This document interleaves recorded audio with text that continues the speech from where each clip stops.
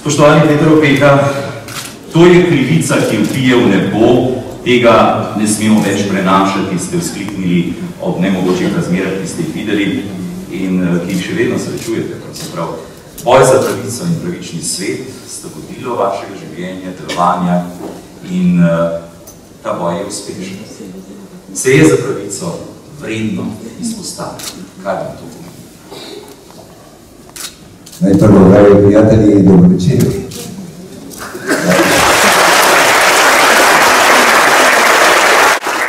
Sem pripravil, nekaj sem pripravil, da bi pravil, ne brat, to kaj bom pustil tam. In sem zdaj rekel, dvem dekletoma, pomagajte mi, ker bo težko danes prepričati vas. In Petra je rekla, ja, te bom pomagal. In Leja tudi, hvala lepa, da me potirate od zame. Hvala lepa, ker ste dali otroke, za katere mi delamo že 40 let na Madagaskarju. Oni, otroci iz Madagaskarja, so me prepričali, da za njih se splača tvegati. Za njihovo življenje, za njihovo pravico, za njihovo bodočnost se splača vselej. Kot človek se splača, da človek tvega svoje življenje. Kot človek in sem tudi kristjan in potem sem tudi duhovnik. In sem postal duhovnik, ko sem bral evangelij, ko sem bil star 14-15 let, sem tega človeka vmes posnemal.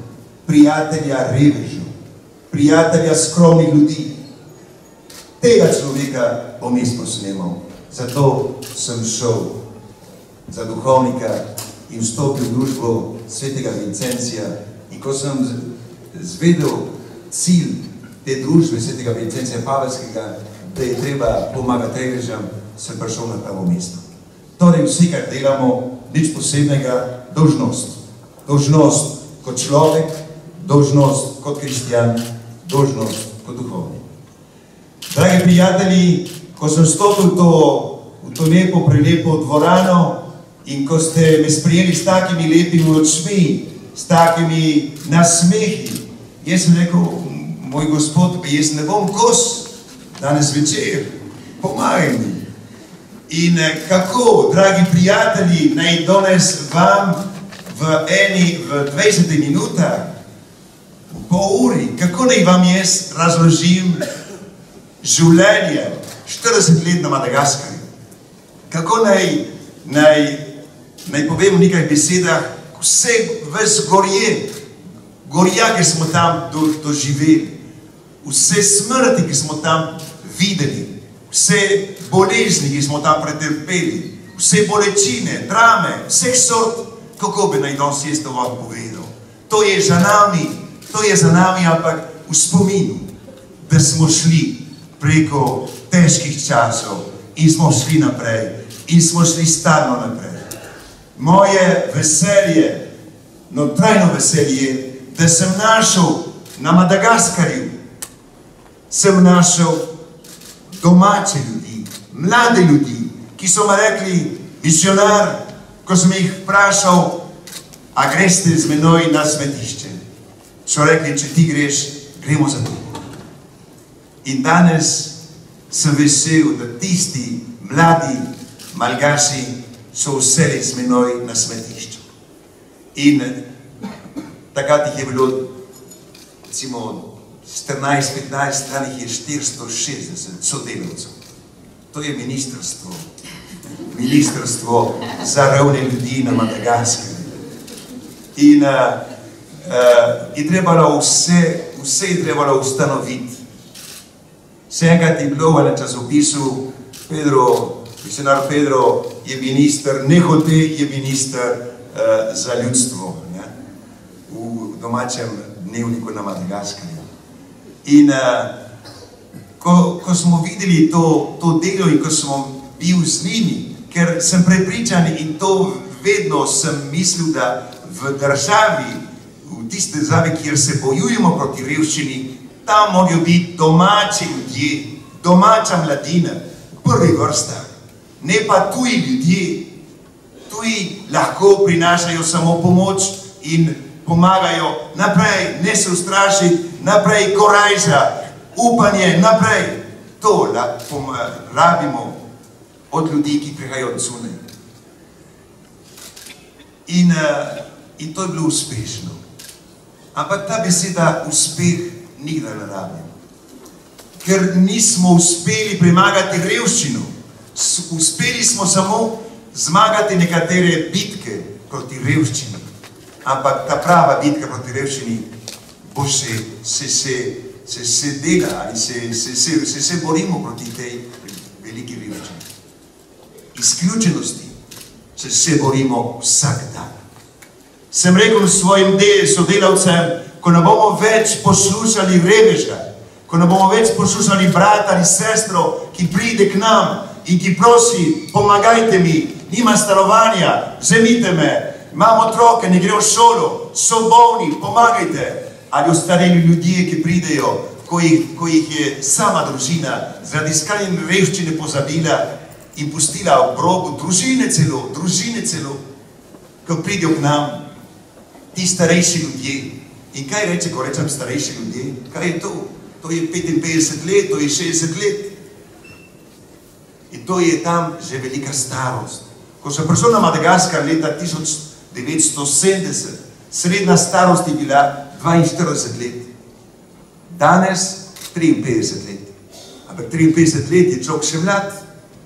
Jaz pri 30 letih sem se igral nogomet. In še danes. Torej, življenjska doba je kratka. In te ljudi moramo sprejeti. Jaz sem vse rekel, ko nekdo pride prosit z ljubežnjo in pride prosit, ker je človek, ki reče, nekdo me mora pomagati. Kako bom jaz rekel mu, veš, dragi brat, ni več prostora, veš kaj, ni več denarja, pojdi drugam, pojdi nazaj na cesto. Nikdar nismo to rekli v Vakamasu, v teh združenih dobrih prijateljev. Sam sem mislil, če Bog obstaja, je prostor za vsakega reveža na našem svetu. Je prostor v vsaki državi na našem svetu, je prostor, ker Bog obstaja, je prostor za vsakega človeka.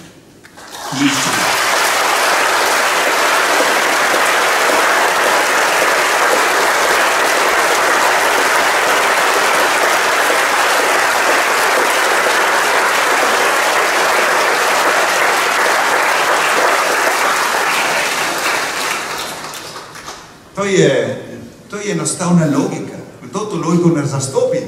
Pa zakaj to ne delamo?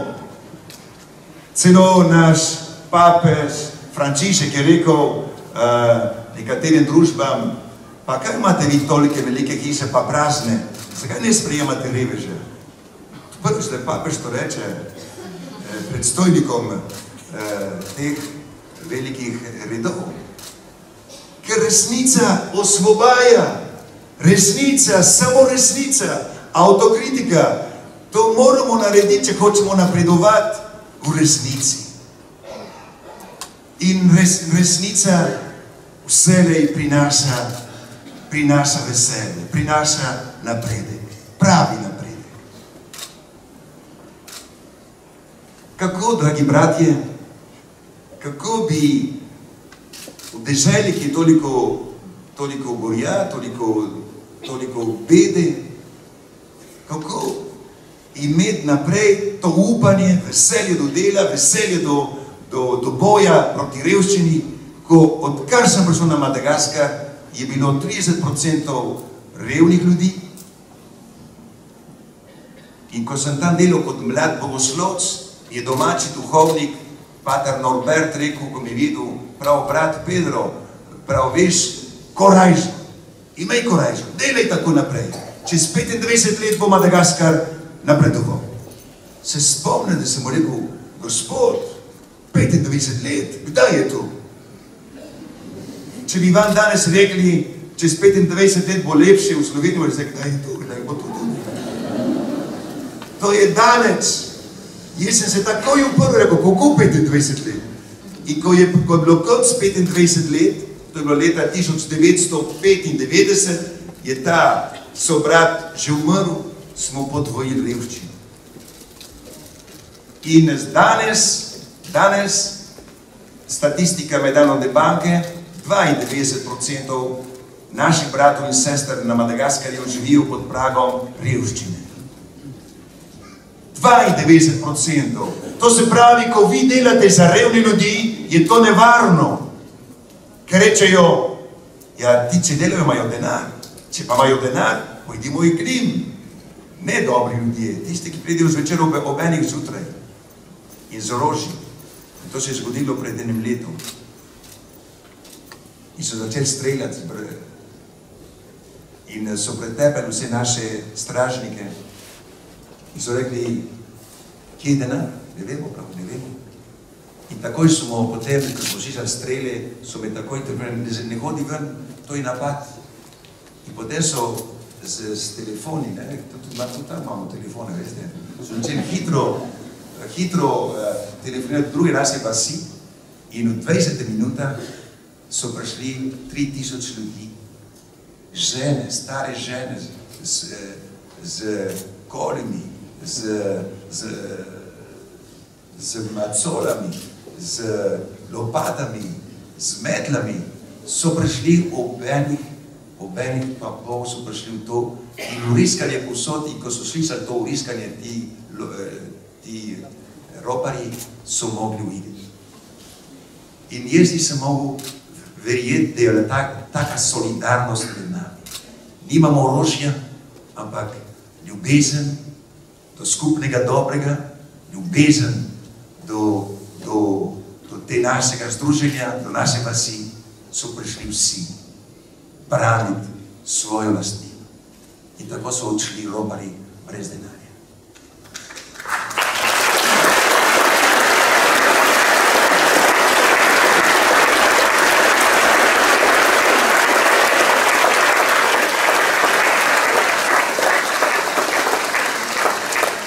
V kraju, kjer je bilo veliko gorja, veste kaj, ko je človek reven, revščina, skrajna revščina ubija v človeku vse.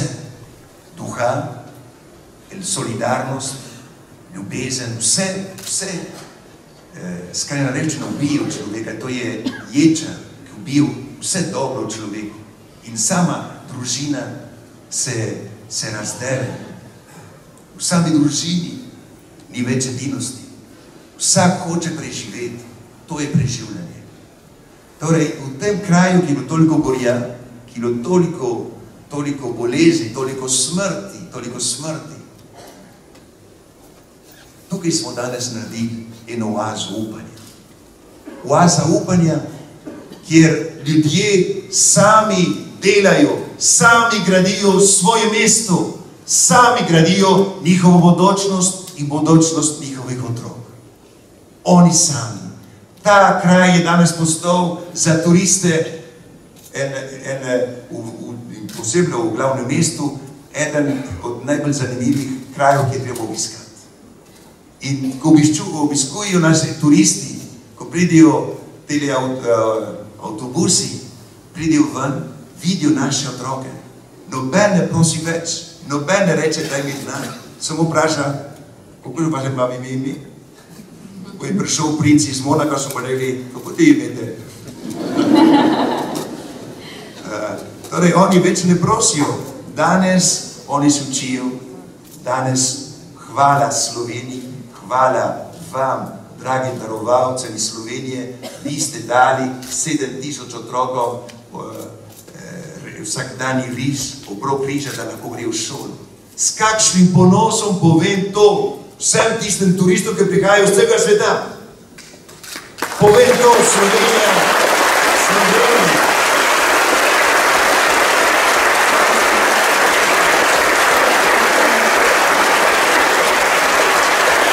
Slovenija samo 2 milijona ljudi. 2 milijona ljudi nam to pomaga, ko je Evropska skupnost rekla, da ne more pomagati. Slovenija lahko pomaga. Hvala lepa vam, Slovenci, za vašo radodarnost.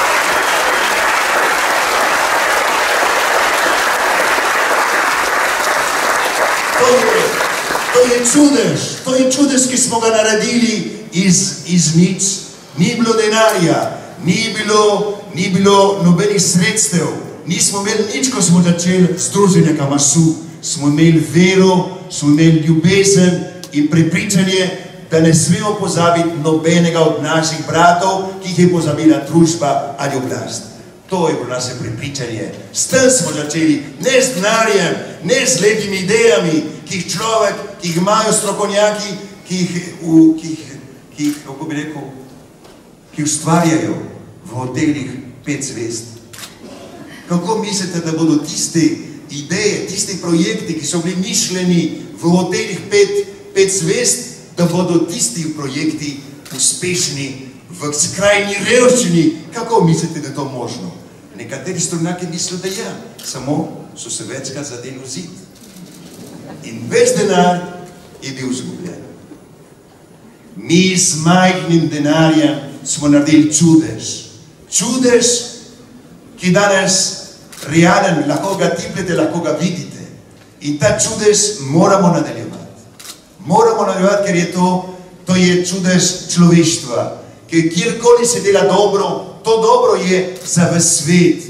Kot je rekel napovedovalec, nekaj danes bo en blisk. En blisk, ta blisk je vaša dobrota. Ta blisk je vaša dobrota. In ko smo osvetljeni po tej dobroti in po prepričanju, je vse možno. In ker smo vzbudili v najbolj revnih ljudeh zaupanje, od takrat, ko je zaupanje, je vse možno. In zato smo šli naprej in napredujemo vsak dan. Samo brez doma, to ni lahko. Koliko je težav, veliko je problemov, ampak jih rešujemo skupaj. Tudi mi imamo nekakšen parlament, samo brez stroškov.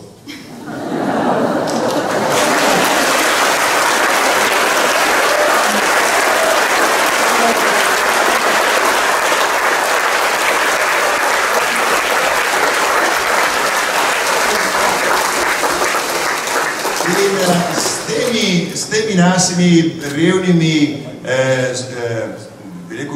predstavniki vasi vselej gledamo in vsako vas pregledamo, kaj v tej vasi ne gre, kaj se dogaja, kako je z otroci, grejo, ne grejo v šolo, kako je z mladino, ali grejo, nekateri že začejo piti domač šnops, ki je zelo močan.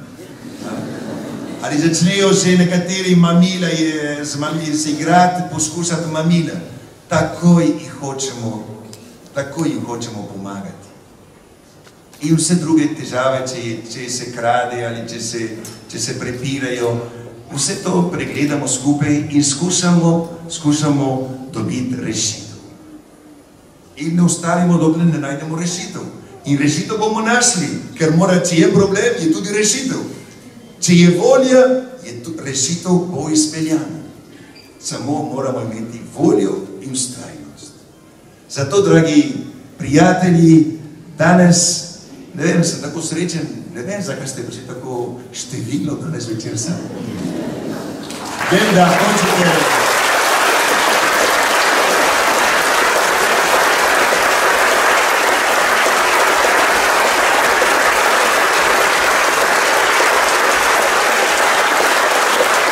Nikdar se nisem predstavljal, ko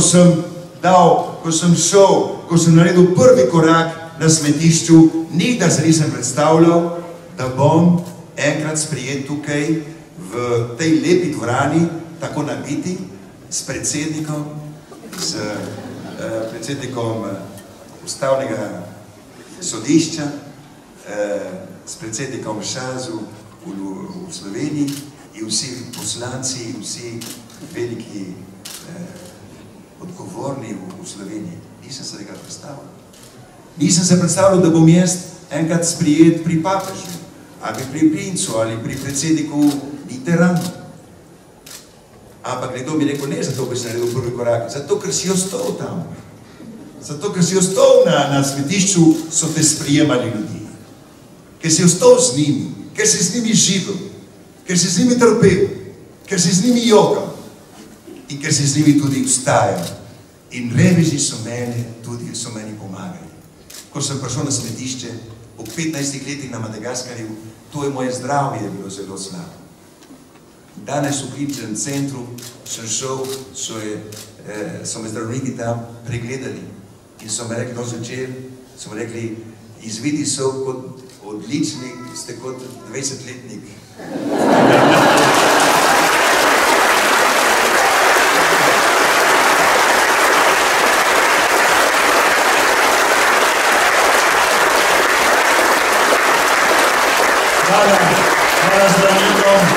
Hvala zdravnikom v kliničnem centru in rekla zdravnica Tadeja, še dolgo časa boš delal za reveže. Hvala Bogu.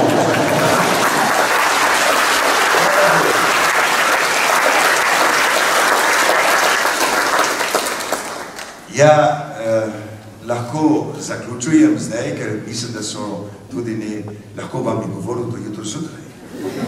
Vem, da imate druge stvari tudi. Samo vam rečem, da to, kar danes doživljam, to je, jaz ne bom to nikdar pozabil. In ko bom prišel na Madagaskar, bom rekel vsem mojim sodelavcem, kaj sem živel v Sloveniji, to rajšo v tem prihodu. Hvala lepa. Ime mi je Mateja Budnik in hodim v 6. razred. Včasih sem vesela, kdaj pa tudi žalostna. Gospod Opeka, vidimo, da je na Madagaskarju so otroci vesele narave. Odkot jim to veselje, ko nimajo igrač in drugih stvari, ki jih imamo mi?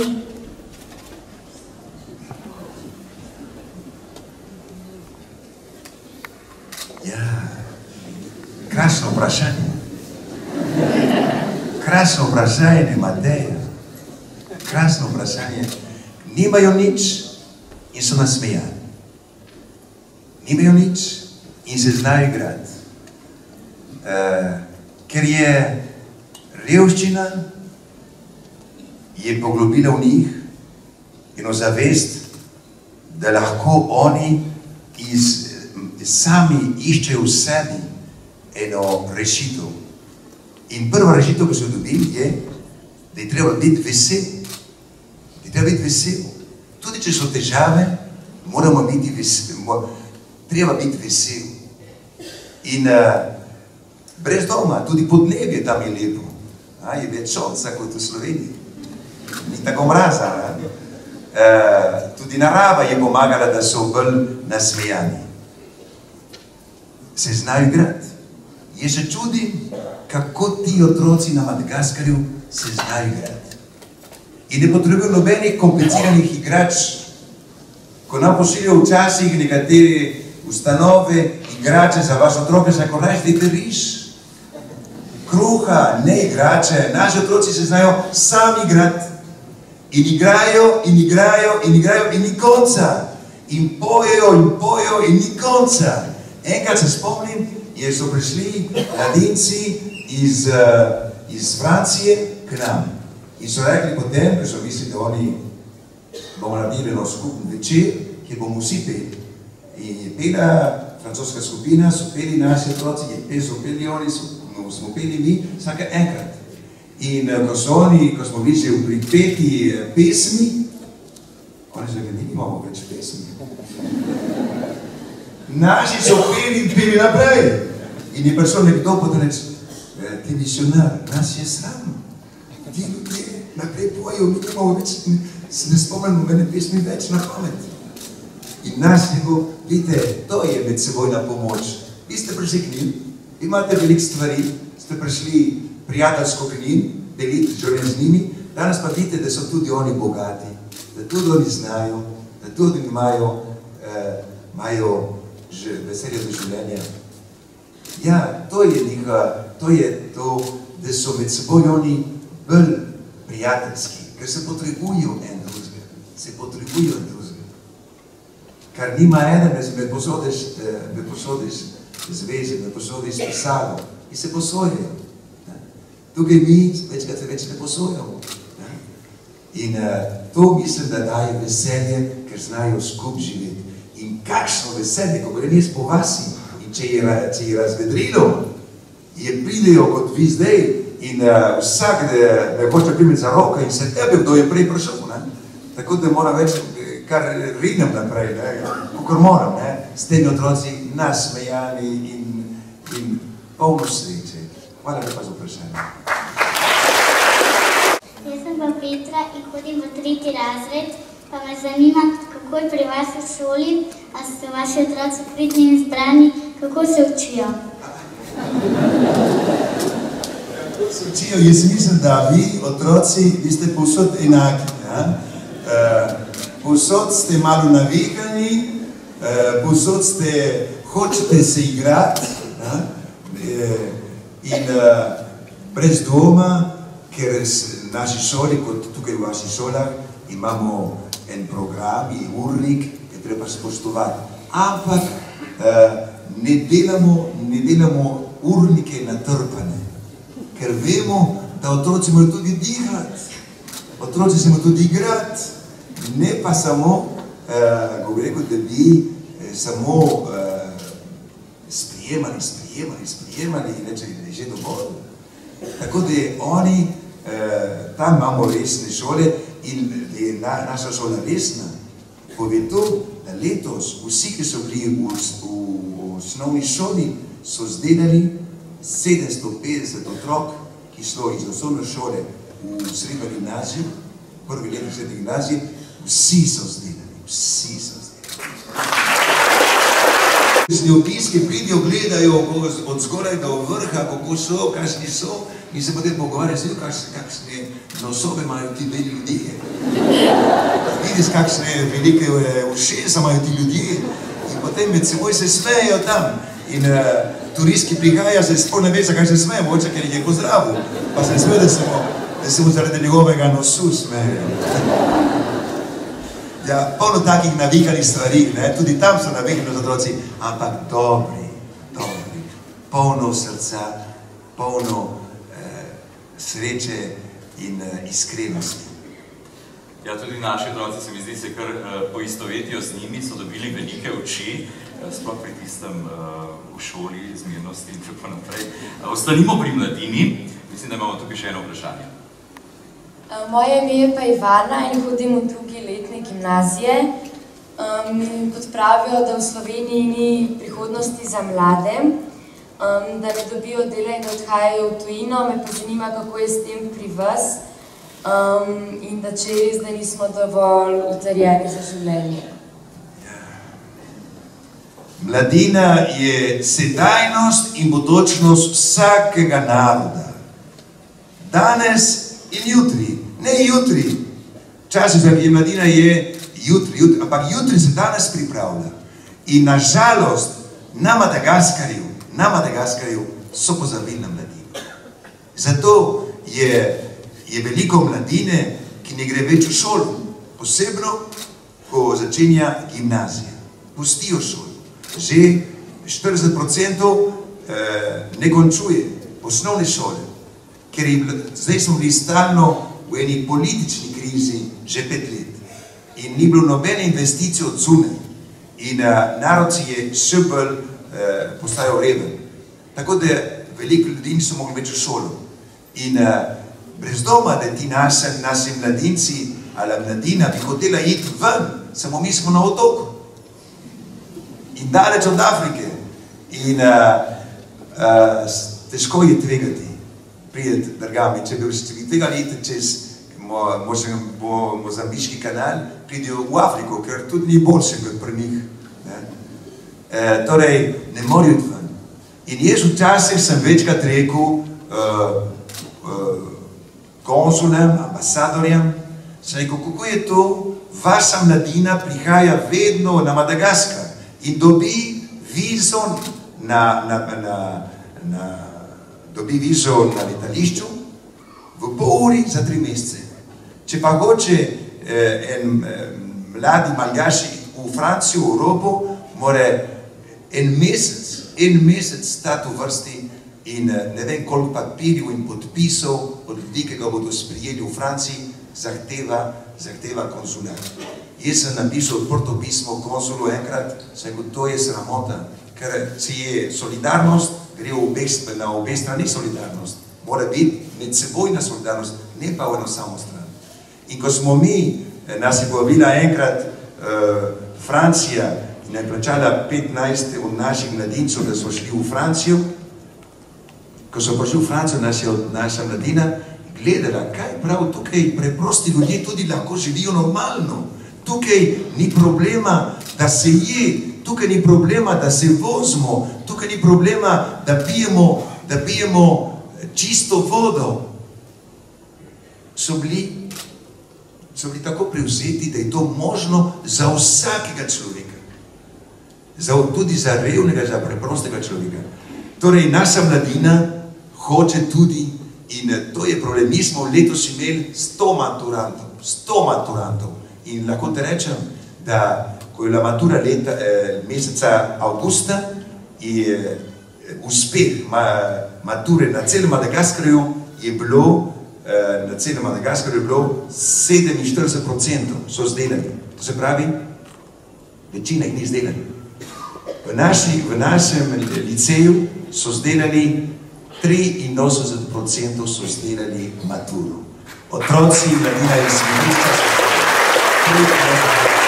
mlada, ki so imeli tak uspeh, za te se bomo posebno zauzeli, da bodo lahko šli naprej študirati na univerzo ali kakšno tehnično šolo. Fanta, živahna in seveda tudi žena. Skušamo jo nekako vzgajati, da bosta dobra človeka, poštena.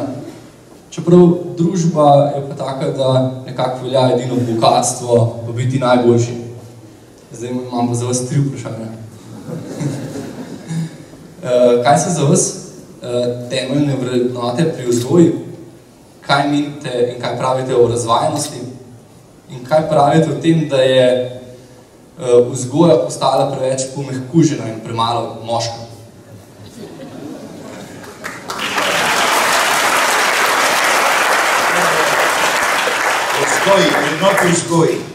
Vrednote vzgoji so, mislim, da so po celem svetu enake.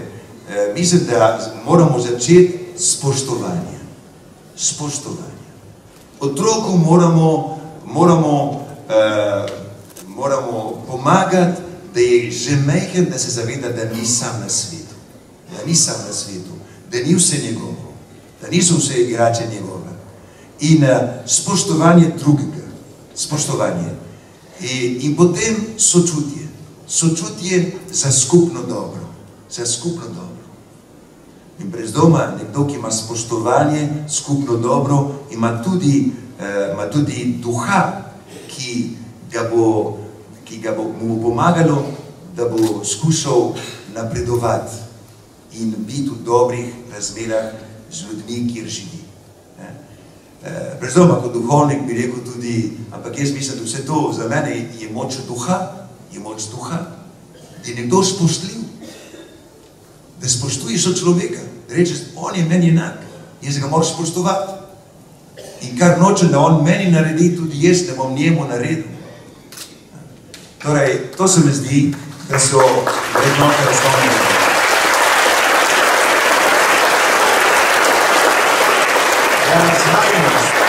Razvajenost. Mi nimamo prevelike razvajenih otrok na Madagaskarju. Nimamo. Ker otroci naenkrat se zavedajo, da niso sami na svetu. In da morajo deliti, vse se deli. Ko sem jaz na Madagaskarju delil en hleb kruha, tisti hleb kruha se je razdelil na 15-20 kosov. Vsak je dobil svoj kos kruha. In to se zavedajo.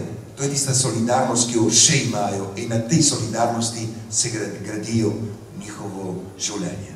Samo skrajna revščina tudi to začenja kvariti. Ta skrajna revščina. In tretje vprašanje je bilo?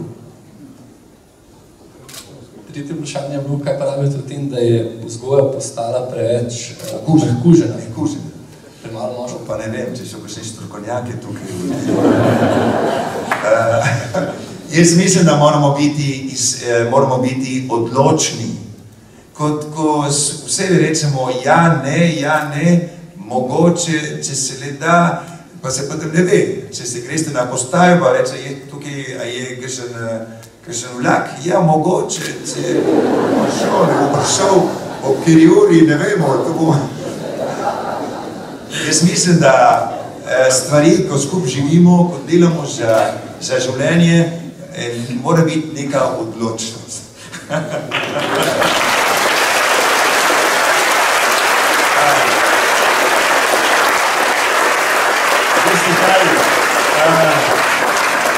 Veste kaj, ko sem jaz tam, otroci mi imajo radi, ampak starejši ljudje se me bojijo, posebno tisti, ki ne delajo.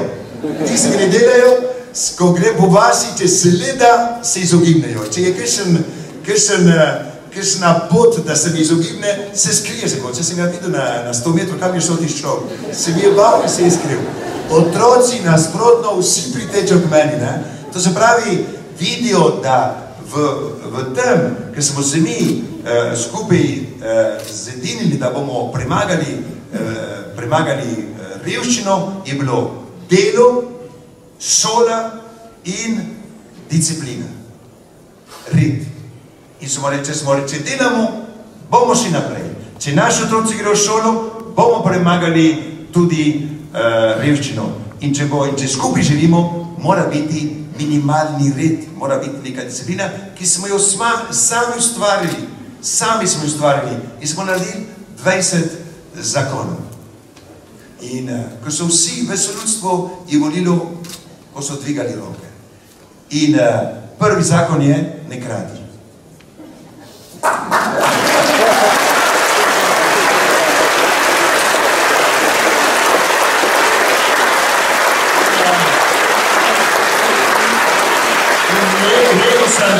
Bratom sem rekel, veste kaj, če ste vsi dvignili roke, skoraj vsakokrat je bilo 99%, 90% so bili za to. Sem rekel, zdaj bomo pa odločno to izpolnjevali.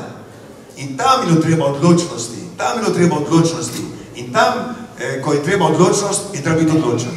In zato smo šli naprej. Odločnost je potrebna.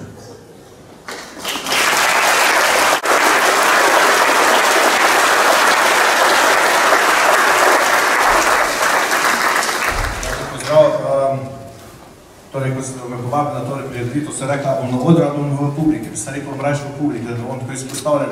Zdaj sem pa politiko dal, pa je pa bolj štela.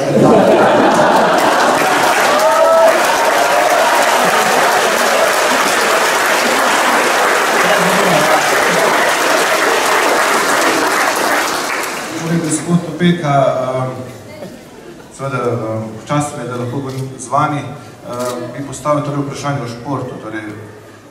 Prej ste omenili vrednote dela, kar mi zelo všeč, in pa seveda tudi izobraževanje, znanje. Vse to združuje tudi šport in me zanima, torej kako se vi tam, recimo, kako vpliva šport na družbo tam in v bistvu tudi iščem povezave, da recimo vaš model tudi prenesemo k nam, kajti pri nas je tudi že malo upad, recimo v šolah je še dalje manj ur za šport, kar ni dobro in seveda si želim čim več športa, ker verjamem tudi, da je zdrav duh v zdravem telesu prihodnost.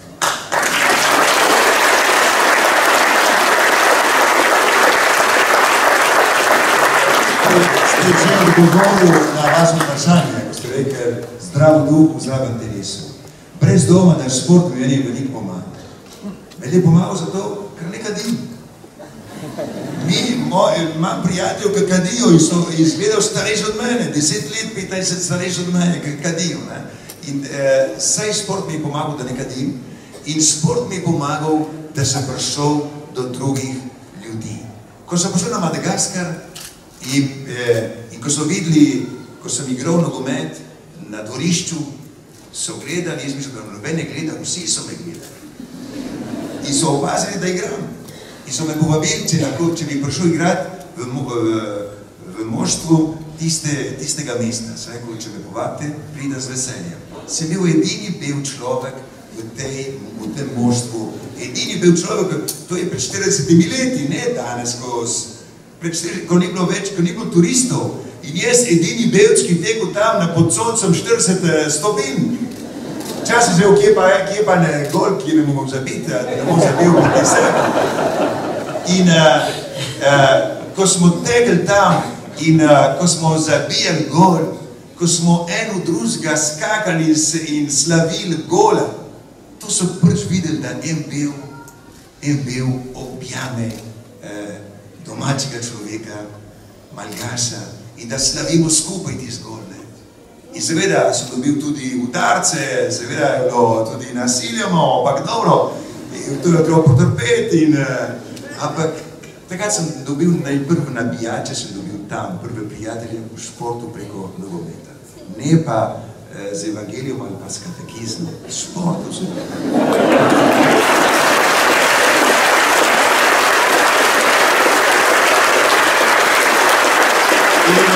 V naših šolah, v naših mestih imamo v vsaki vasi, veliki vasi, imamo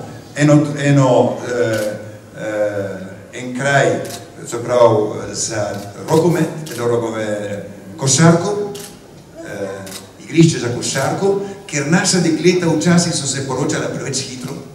Smo rekli, ne, tudi dekleta lahko delajo šport. In je dobro. Tako da smo v vseh naših velikih vasih naredili igrišče za košarko. In kako igrajo naša dekleta danes, pazite se. In za fante smo naredili nogometno igrišče povsod. Na 100 metrov, za majhne, za 5-5, povsod igrišča. In danes imamo senior, 30 moštv, pod 20 letom imamo, pod 17 letom, 15, 13 letom. In smo prvaki Antananarivo v 13, pod 13 letom, 15 in 17 smo prvaki v Antananarivo.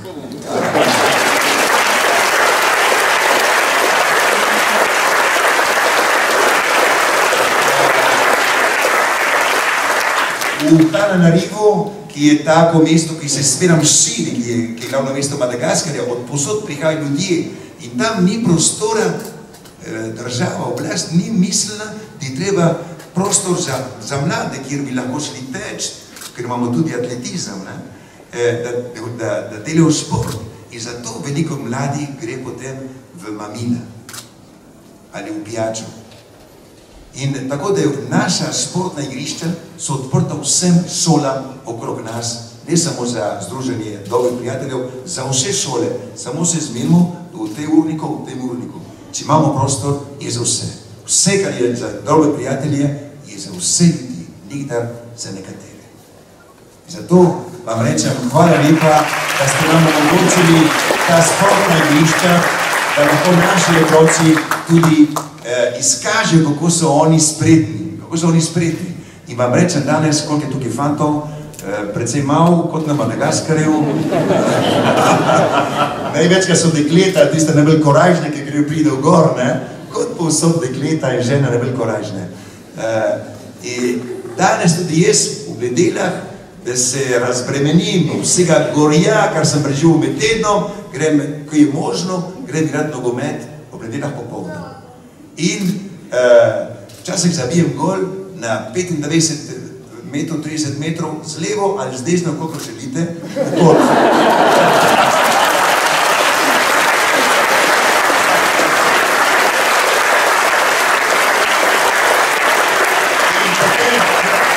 In naša mladina reče, ta naš misionar je že mlad. Zdaj, brez doma, da ta šport daje in delamo olimpijade med našimi šolami, ker imamo 11 šol v Akamasu. In delamo olimpijade in nas se zbere 11 000 otrok. In vsaka šola nabija za svoje atlete. To je tako vzdušje, to je praznik, 3 dni praznika. Tega, če me kdo povabi, da grem ven, tiste dni nočem biti. Hočem biti na tistem prazniku, na tistem veselju naših otrok, ki hočejo pokazati, kako so spretni. Pozdravljeni, moje ime je Jasmina Rihar, sem prevajalka. mogoče imam malo manj lušno vprašanje za vas. Gospod Peter, vi živite in delate v krajih skrajne revščine, hkrati imate pa tudi odnose in stike z ljudmi iz zelo bogatimi ljudmi iz razvitega sveta. In ta svet ima polna usta etike, pa vrednot, to ima v ustavi zapisano, pa v zakonih. Mogoče je gotovo zgodovinsko, da je tudi doprinesel veliki tej etičnosti in visoki razvitosti etike, ampak se mi zdi vse več ljudem, da je pa tukaj problem, da mi to doživljamo kot neke vrste bolečino in bolehamo za tem. Recimo, če pogledamo, kako v odnosu do nerojenega človeškega življenja ravnamo, kako se ne znamo recimo opredeliti proti simbolom nasilja, feminističnega pri nas recimo, kako smo bogati, pa še vedno dopuščamo revščino. Kako vi gledate na ta problem? Zakaj mislite, da je do tega prišlo in kaj bi nam svetovali za naprej? Hvala. Jaz ne dajem navodila ni na svete, lahko rečem, kar mi tam delam. Ker mi smo naredili z tisočimi ljudmi, ker danes je 25,000 ljudi v Kamašu in 25 do 30,000 gre mimo Kamašu. Tako da delamo z 50,000 ljudmi, zato večkrat prihajam sem. In za toliko ljudi je treba sredstva. In jaz sem prepričan, da vsaka država, ki se spoštuje, vsaka oblast, ki je bila izvoljena od ljudstva, je zasluženje. In brez doma, da potem v naših državah, recimo Afrika, zakaj Afrika ni šla naprej? Ker je veliko korupcije, tam vsak skrbi samo zase, korupcija in laž se golfa revni ljudi, se jih kupuje z denarjem, z obleko, z rižem. Volite zame, vam dam ta denar, vam dam ta riž. Torej, tam bo enkrat prišlo do pravice. Združeni narodi so leta 2000 z vsemi državami in vsi so podpisali, da se bodo prizadevali, da bodo zmanjšali revščino, lakoto na svetu in je bilo 8 ciljev. To je pravzaprav, in ne bomo dosegli leta 2015, ne bomo dosegli te cilje, ne bomo, posebno v Afriki ne, ker so bili mišljeni v lepih prostorih, v zelo gorkih prostorih in niso bili povezani z realnostjo in s prepričanjem. Mi dokazujemo, mi smo trn za našo oblast na Madagaskarju, ker mi dopovedujemo, da se da premagati revščina. Ne z besedami, ne z velikimi pridgami, ne z delom, z dejanji, s konkretnimi dejanji. To smo mi dokazali. Niso isti pogoji tukaj pri vas v Evropi ali mi na Madagaskarju. Ni isto. Ampak mi skušamo, in jaz se zavedam, da je v človeku nekaj ta egoizem, individualizem, ki prevlada v njem in ki se ne zaupamo. Ne zaupam mojemu prijatelju, ne zaupam mojemu sosedu, ne zaupam drugi državi. Če bomo podpisali pogodbo, en bo držal besedo, drugi ne bo. In to je v našem mednarodnem razmerju, ki se ne spoštujejo. Kar se podpiše, se ne spoštuje. Ko so ko se v eni državi pobijejo civilna vojna, podpišejo in drugi dan se že strelijo. Ker ni zaupamo. Se ne zaupamo, da bomo res skrbeli za vse državljane, za vse države. In da bomo enakopravni, da bomo do vseh enaki. To je cilj, to je ideal. Jaz nimam nobenih receptov za to, samo mi to vsak dan delam. In jaz se zavedam, po 94 letih dela v Združenju Kamašu, stalno moramo začeti in stalno o tem govoriti, ker vsak se hoče zavedati vase. Je bila ena družina, ki je napisala, ker smo jo dali v stanovanje, je potem napisala, dala eno vrato in da tukaj je hud pes. Da vstopite. Seko, ja, prej so bili zelo, zakaj ste to dal zdaj to? Ko smo bili vsi revni, smo se vsi bili bratje. Zakaj to daje zdaj? Zakaj rabiš to? Zakaj se hočeš ločiti od nas? Prezoma, zdaj smo na tisoče ljudi. In moramo mi danes našo mladino, ki je bila zdaj rojena v Akamasu, ki jih je zdaj vseh teh 11,000 študentov, so bili rojeni v Akamasu, ki niso videli tisto skrajno revščino, ko smo začeli, niso videli. Moramo danes prepričati našo mladino, da nadaljuje boj in da so solidarni povezani med seboj. Mi samo lahko rečemo, da gremo v pravo smer in da smo dobili velik bitk. Jaz vas želim vam tukaj v Sloveniji, posebno v Sloveniji, da se da biti edin, da se da skupaj živeti, da se da dialogirati, da se da biti strpen, da se da poslušati vsakega državljana. Jaz to verjamem, ker tudi tam delam to. In ko sem pričal nekaterih, ki so zelo nestrpni, težko živeti tako. Samo vsi se moramo popravljati, vsak mora priznati svoje napake. Sprava, vsak mora priznati svoje napake. In tukaj se je zgodilo, jaz sem sin staršev, ki so bližali Slovenije. In sem rojen Argentin, zato me imenujejo Pedro. In Opeka je pa res pravo slovensko ime.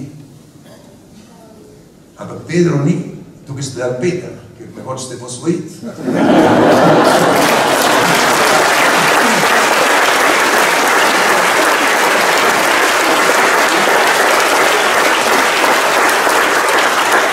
Jaz samo to se zavedam, da zgodovina ne sme nam preprečiti, da ne bi bili bolj bratje med seboj, da bi se znali odpuščati. In jaz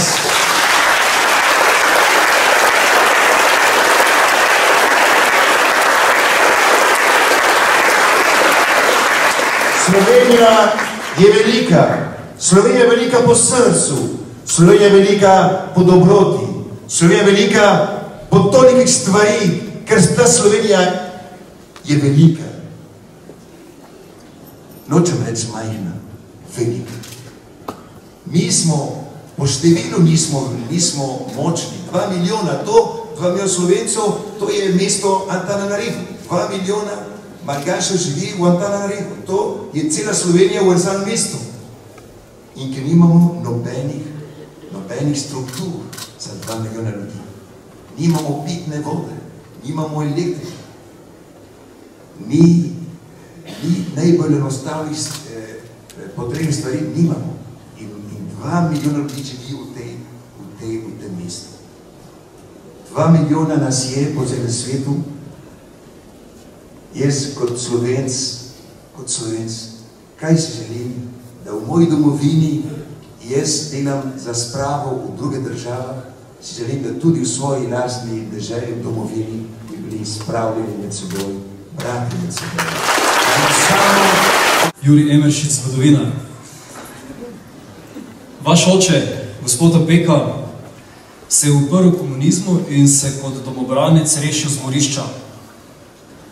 Vi, gospod Opeka, pa ste se uprli revščini in rešujete ljudi smetišča.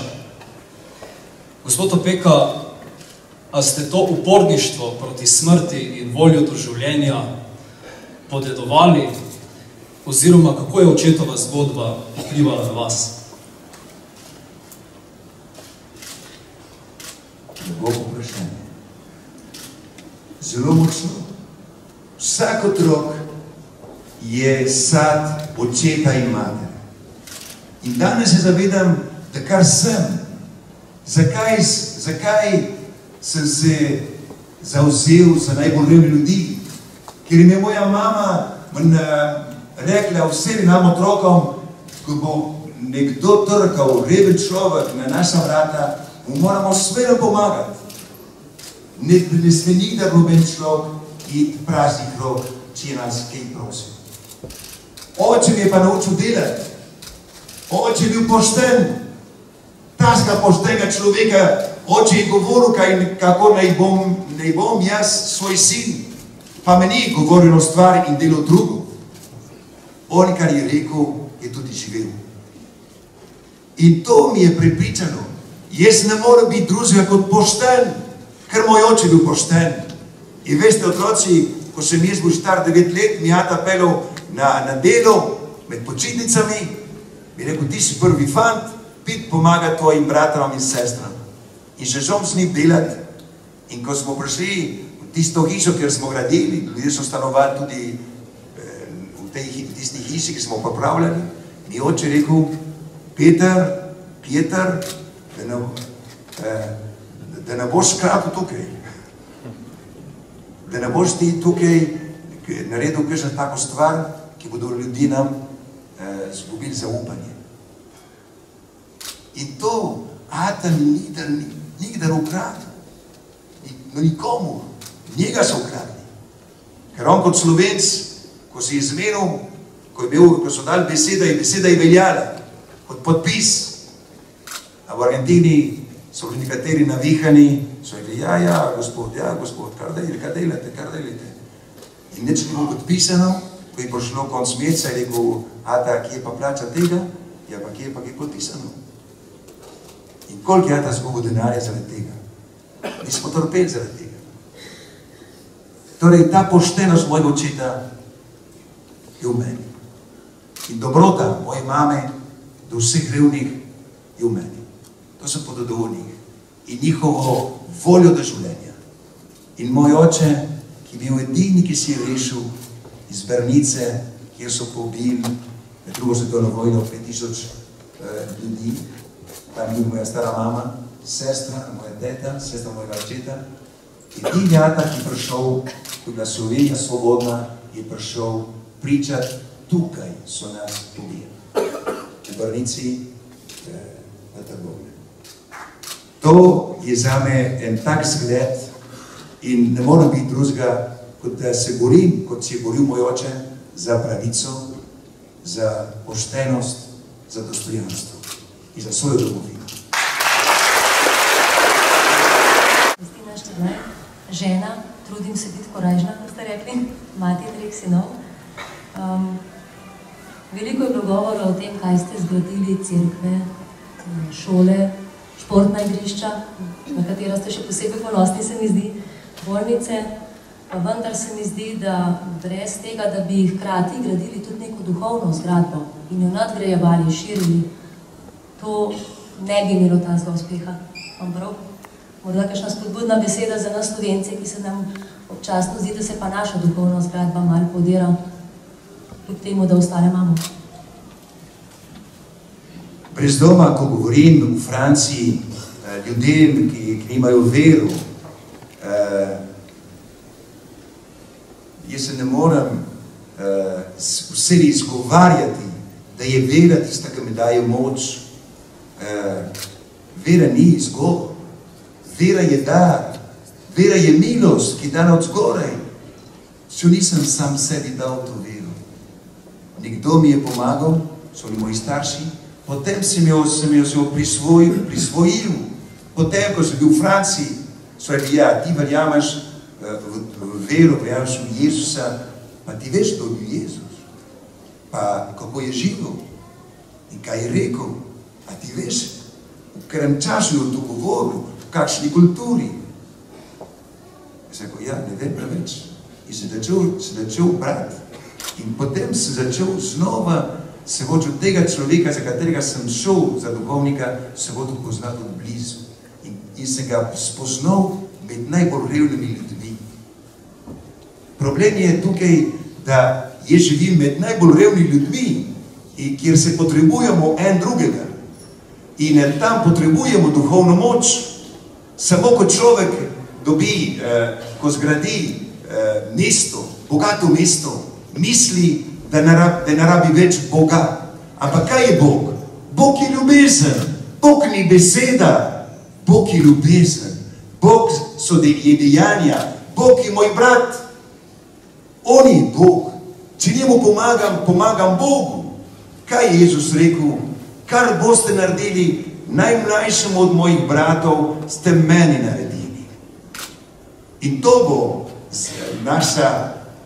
bo nas vprašal Sveti Peter ali Jezus, ko bomo prišli v nebesa, vsakega izmed nas. Torej, tukaj so potrebne tudi spremembe. Spremembe tudi v cerkvi, spremembe v vsakem človeku, ker ne moramo pojmovati vero, kot smo jo pojmovali v srednjem veku. Vera je življenje. Kdo bi si upal Boga ukleniti? Kdo bi si upal reči, jaz bom pa tega Boga spravil v to knjigo in noben drug ne bo več kaj več povedal o tem Bogu. Vsaka generacija bo nekaj povedala novega o Bogu, ker Bog je neskončno bitje, neskončna ljubezen. Kako bi jaz mislil, da bi bil tako bi rekel, domišljal, da bom rekel, da bom jaz, da to, kar jaz mislim Bogu, da to je edini način veri ali sprejemanja Boga. Samo tukaj ste vi, kot je odpravili Boga. Ste hodili izriniti iz družbe, iz bogate družbe. Če sem bolan, pokličam zdravnika. Če sem žalosten, grem na ples. Če se dolgočasim, grem gledati kakšno nogometno igro. Ne vem, ampak v duši se nekaj manjka, ker Bog je ljubezen in ker ni Boga, ni več ljubezen, ni več solidarnosti, ni več bratstva, Samo jaz ne moram povedati bolj od tega, ker to že živim. To se lahko samo življenje dokazuje. Samo življenje. Ko vidim brata, in to je Sveti Vincent si rekel, ko vidiš reveža, to je Jezus, to je Kristus, ki te obišča, sprejmi ga. Torej, več ljubezni. In v Sloveniji je ljubezen. V Sloveniji je upanje. V Sloveniji, kot smo rekli, je veliko dobrote. Zato moramo biti bolj pozitivni, bolj optimisti. In to vam reče nekdo, ki je bil do vratu v smeteh. In če to vam rečem, je zato, ker lahko rečem iz življenja, iz prepričanja. Samo ne morem pa to vsiliti nobene. To samo lahko pričam in lahko porečem, ali to, kar govori ta človek, tudi izpolnjuje. Vidite in pogledajte. Pozdravljeni, Gašper Govekar, študent. Ste duhovnik, ki govori in deluje tako, da ga vsak človek razume in spoštuje. Vendar je kriza današnje cerkve v Sloveniji pa še prav posebej precej hude.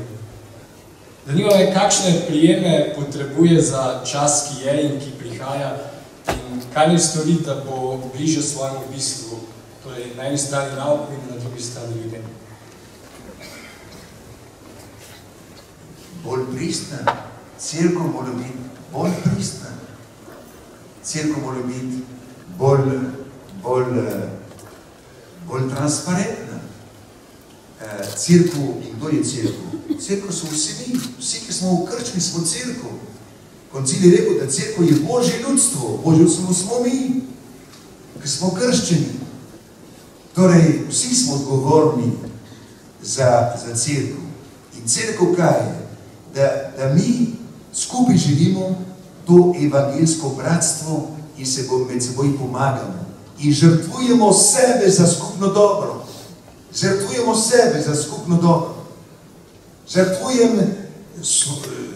vse, kar se mi dopade, vse, kar želim, se odrekam prostovoljno, da drugmu pomagam, da drugmu darujem, prostovoljno.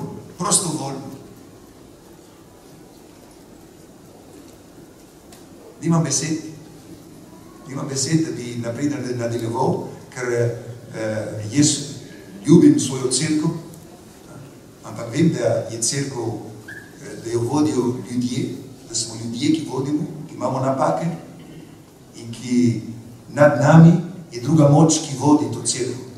Če obstajamo že 2000 let in kljub temu, ki je bilo v zgodovini cerkve veliko polomije, mi še živimo, še molimo, še pojemo in še upamo. Večkrat se nam izmika, pa ne vem, ali jo iščemo na napačnem kraju, spoštovani Peter Opeka, poti danes različne, vi ste jo našli na smetišču, ljudmi, ki nimajo ničesar. Sem našel ne na smetišču, v ljudeh, ki so bili na smetišču. Meni pomaga. In sreča je tako enostavna stvar, samo mi hočemo komplicirati stvari. Mi hočemo vse komplicirati stvari. In celo včasih popravljati Boga, ki je bil Jezusa, ki je bil preveč preprost. Ga hočemo popravljati. Ni bil dovolj strog. Ker je rekel, da moramo odpuščati 70 krat 7.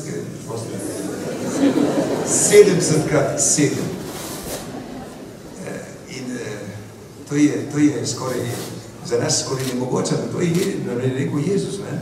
Moramo odpuščati in jaz mislim, tisti, ki odpušča, potem on ustvarja srečo okrog sebe, ustvarja srečo. Brez doma, tukaj se mi zdaj menimo, to se mi menimo zdaj, ampak se menimo ne samo, da bomo preživeli na uro in pol, 2 uri v nekem razgovarjanju, moramo to potem živeti. Vi, ki ste me vprašanje postavljali, morate vi tudi živeti to. In tudi tisti, ki niso.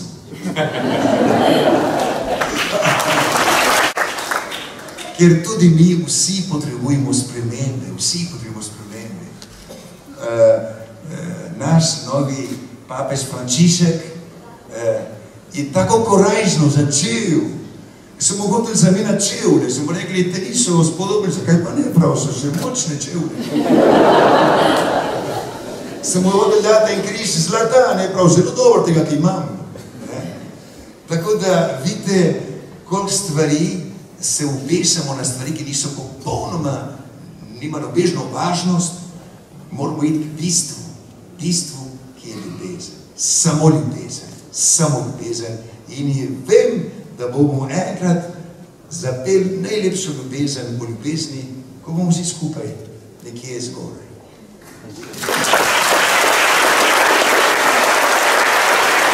Peter Opeka, na začetku ste rekli, da si boste za vse življenje zapomnili tale sprejem, tale večer, tole dvorano.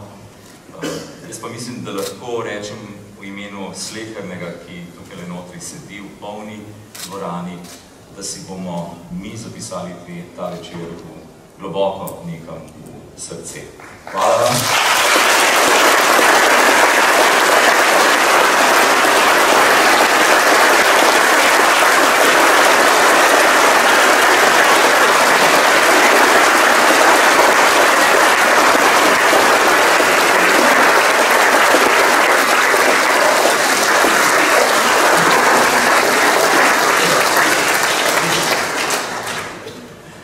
Jaz bi se zahvalil in se seveda zahvaljujem skupaj z otroci Pidineja. Veste, postavili vprašanje. Mateja.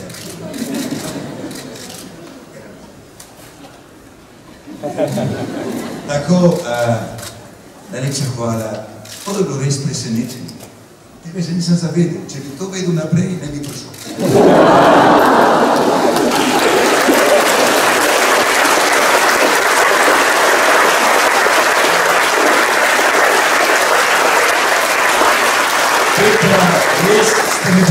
Ste mi pomagali, Mateja, ste mi pomagali in vsi skupaj ste mi pomagali, ker ste bili tako blizu meni in ste predstavljali balganske otroke.